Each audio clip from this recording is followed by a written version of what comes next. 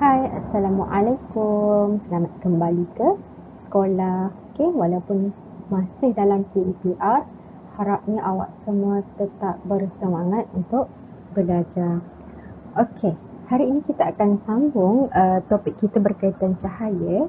Okey, iaitu kita akan belajar tentang faktor yang mempengaruhi saiz bayang-bayang dan juga faktor yang mempengaruhi bentuk bayang-bayang. Okey, jadi awak boleh buka buku teks dan bersedia dengan pensel, pemadah, pembaris untuk awak garis isi-isi penting. Okey. Okey, awak boleh buka buku teks muka surat 92 dahulu. Okey, kita pergi kepada satu per satu.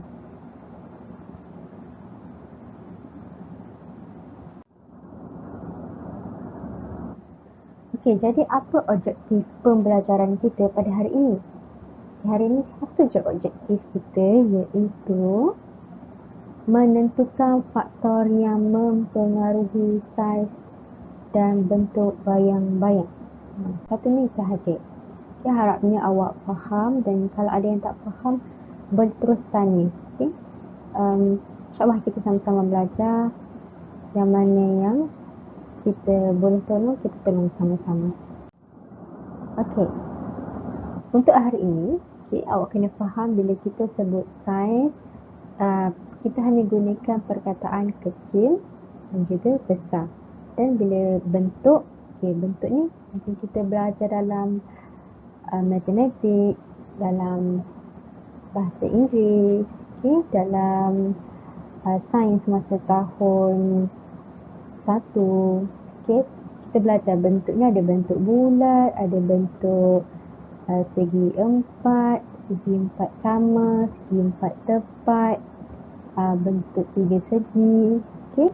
Jadi bila bentuk, awak dah boleh bayangkan bentuk ni macam mana.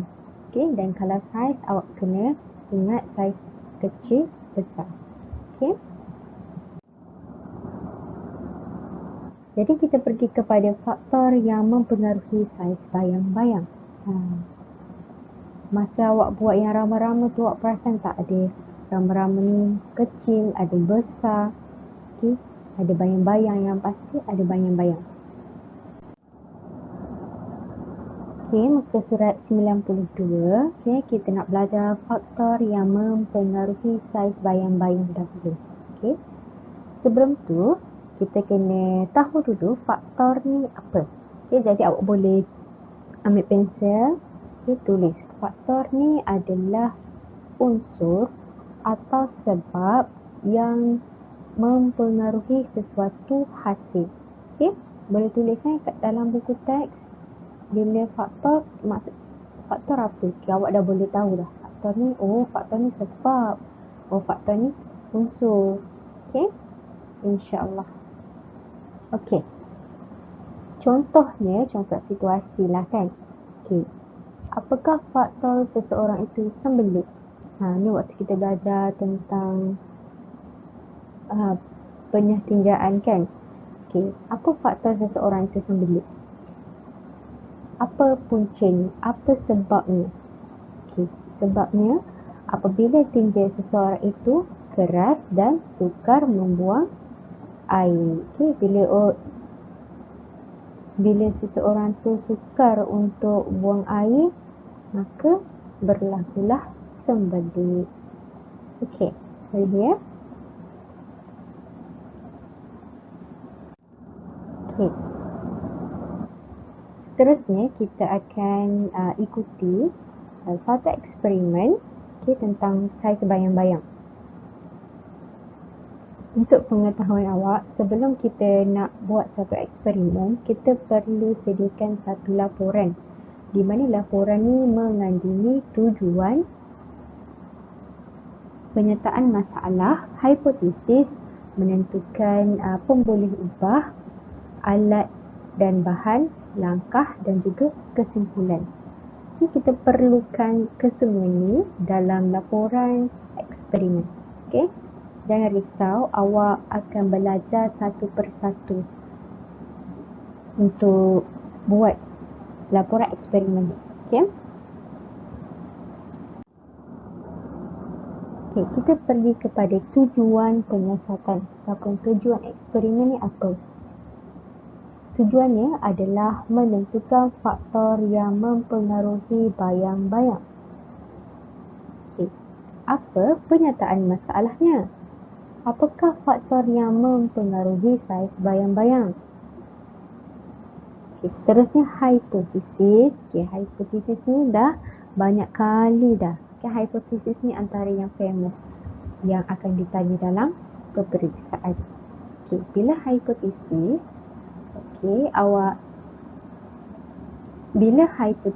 awak perlu melihat kin dia adalah semakin. Okay, kin dia semakin.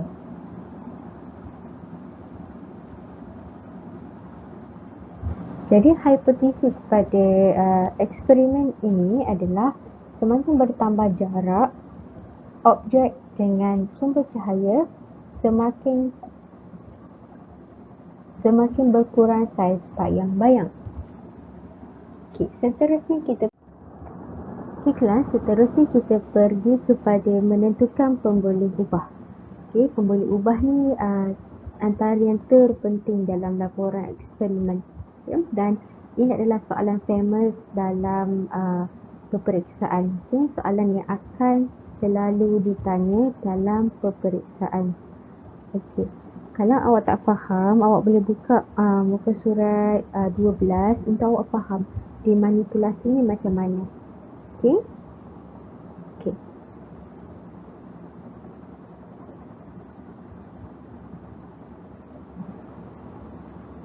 Untuk eksperimen kali ini, pemboleh ubah dimanipulasi adalah jarak sumber cahaya dari objek.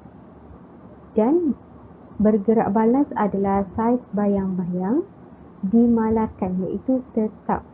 Walaupun kita ubah jarak dan juga saiz, okey,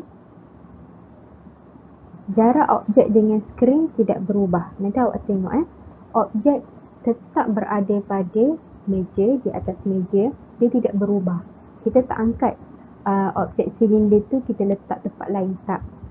Okey, kita tetap objek silinder tu tetap berada pada meja, okey, di atas meja.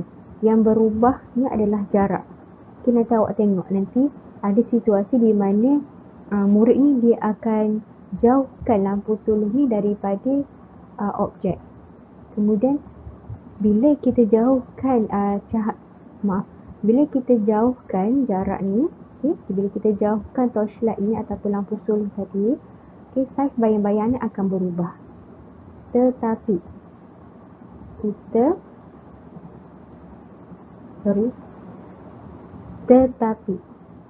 jarak objek dengan skrin tidak berubah. Apakah alat dan bahan yang digunakan dalam eksperimen ini? Kita perlukan lampu suluh, pembaris untuk kita ukur jarak tadi 5 cm dan 10 cm. Kemudian kita perlu objek berbentuk silinder, pita pelekat ataupun selotip, dan juga kertas majung. Kertas majung ni selalunya warna putih. Okey, langkah-langkah ataupun step. Okey, langkah-langkah ni awak kena ingat kita perlu ikut satu persatu.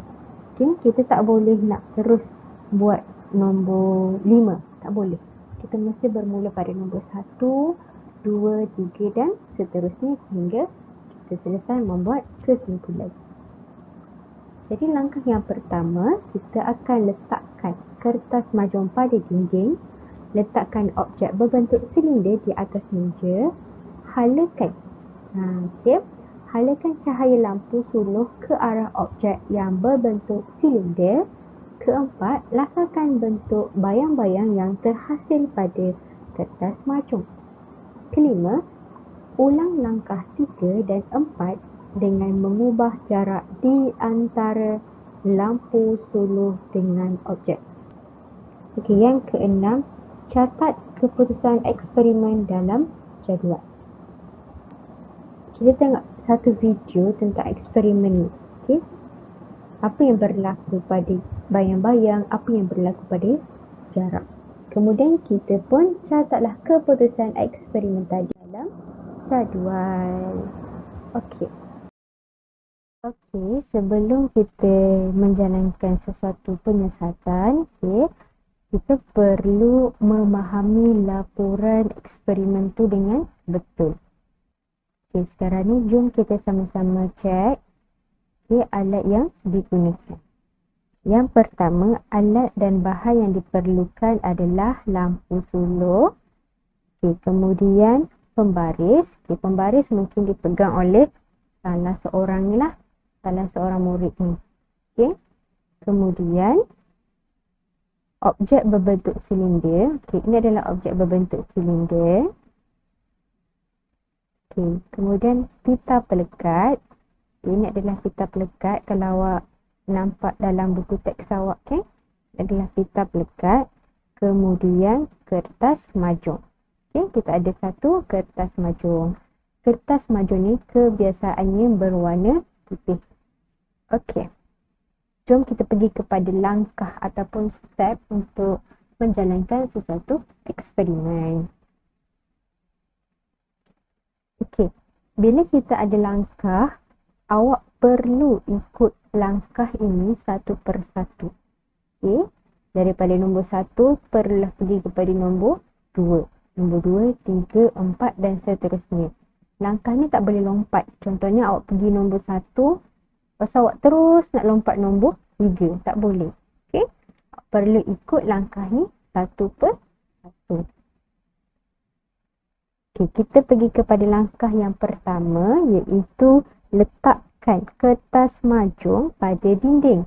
Okey, bila kita ada satu kertas majung, okey, kita ambil kertas majung ni, kita lekat di dinding. Okey, ini adalah dinding. Okay, kita lekat kertas majung ni pada dinding. Nak lekat menggunakan pita pelekat. Kita dah ada pita pelekat, jadi kita lekatkan pita pelekat ni di kiri kanan, bahagian atas dan juga bahagian bawah. Okey, kemudian kita letakkan objek berbentuk silinder ni di atas meja. Okey, ni meja. Okey. Dan atas meja ni ada objek yang berbentuk silinder. Okey. Itu adalah step yang kedua. Okey, langkah yang ketiga. Kita hidupkan torchlight. Kemudian kita halakan cahaya lampu suluh ke arah objek berbentuk silinder. Okey. Kita nyalakan atau kita hidupkan lampu suluh ni. Kemudian akan keluar cahaya, kan? Okay, kita halakan cahaya ni kepada silinder. Okey. Kemudian salah seorang dari mereka, okey, sama ada yang ini ataupun yang ini, okey, perlu melukis bayang yang ada pada kertas majung ni. Okey. Iaitu langkah yang keempat tadi tu, lakarkan bentuk bayang-bayang yang terhasil pada kertas majung. Okay. Lakar bermaksud melukis. Kita lakarkan, kita lukiskan. Okey. Kemudian kita ulang langkah ketiga dan 4 dengan mengubah jarak di antara lampu suluh dengan objek. Okay, kalau awak perhatikan lampu suluh ni, dia dekat dengan objek. Sekarang kita ulang langkah 3 dengan 4, tetapi kita jarakkan torchlight ni daripada objek ni. Okay, maksudnya kita bawakan lampu suluh ni ke belakang. Okay, kita jarakkan lampu suluh ni daripada objek tadi. Kita jauhkan dia ke sikit. Okay. Kita jauhkan dia. Okey, bila kita jauhkan lampu suluh, okey, kita jauhkan lampu suluh dari objek silinder ini, okey, saiz tu dia akan menjadi lebih kecil.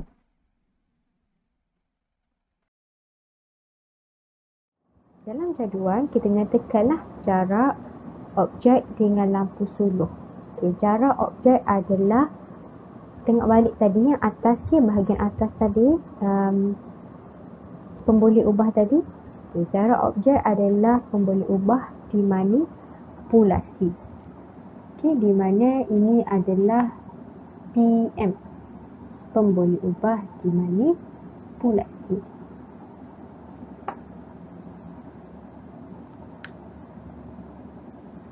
Okey, ini adalah PM. Okey, pemboleh ubah dimanipulasi. Kemudian adanya saiz bayang-bayang. Saiz bayang-bayang ni, ingat tak tadi Zaza bagi tahu bila sebut saiz, perlu ingat dia adalah kecil, okey, kecil dan juga besar. Okey, kecil atau besar. Okey. Kemudian saiz bayang-bayang ini adalah pemboleh ubah bergerak balas. Okey. Kesimpulan. Kesimpulan ni awak akan buat selepas awak dah selesai buat eksperimen dan juga awak dah masukkan maklumat dalam jadual. Okey, kemudian barulah awak boleh tengok balik hipotesis. Okey, awak rujuk balik. Okey, awak rujuk balik hipotesis.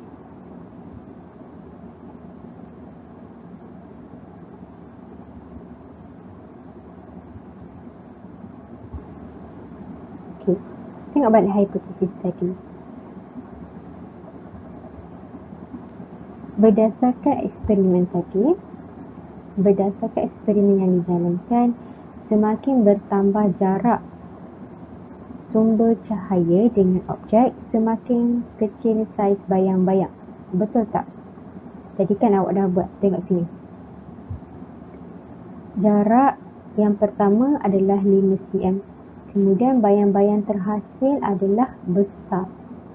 Kemudian awak ubah jarak menjadi 10 cm. Bayang-bayang terhasil adalah kecil.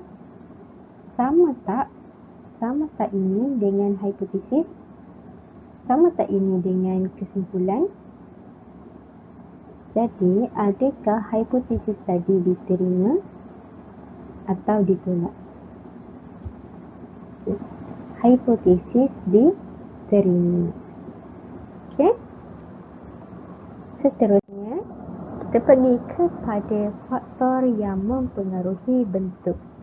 Okey, bila faktor yang mempengaruhi bentuk, okey, awak kena ingat dia boleh jadi bentuk bulat, dia boleh jadi bentuk segi empat, okey, 3 segi ke. Okey. Okey, kelas kita sambung faktor yang mempengaruhi bentuk bayang-bayang, muka surat 93. Okey, dekat sini kita ada wakil yang buat satu eksperimen. Okey, kita tengok yang A ni dahulu. Okey, A ni dia nyalakan lampu suluh, kemudian menghalakan cahaya kepada objek silinder. Okey, kemudian kita tengok apa yang terjadi kepada dinding ni. Okey, bila cahaya dihalakan kepada objek silinder, okey, pada kedudukan A, bayang-bayang berbentuk bulatan terhasil. Okey, seterusnya kita tengok contoh B. Okey, murid yang duduk pada posisi ini. Okey, dihidupkan lampu suluh, kemudian menghalakan cahaya lampu suluh kepada objek. Okey, dihalakan lampu suluh ni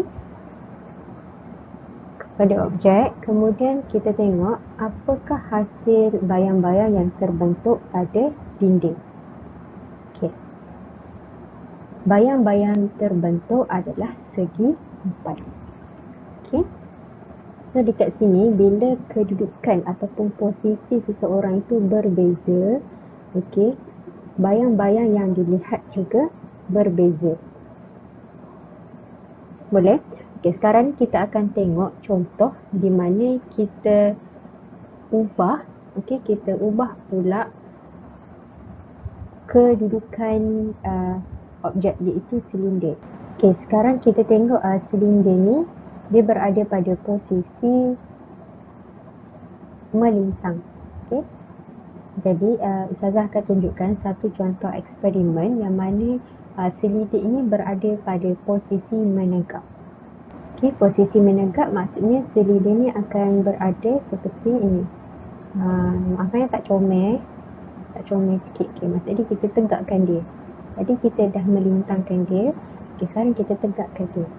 Jadi bila lampu solo dihidupkan dan cahaya dihalakan kepada objek silinder ni, okay, apakah bayang-bayang yang terhasil? Apa bayang-bayang yang terhasil? So kita tengok satu video ni. Okay?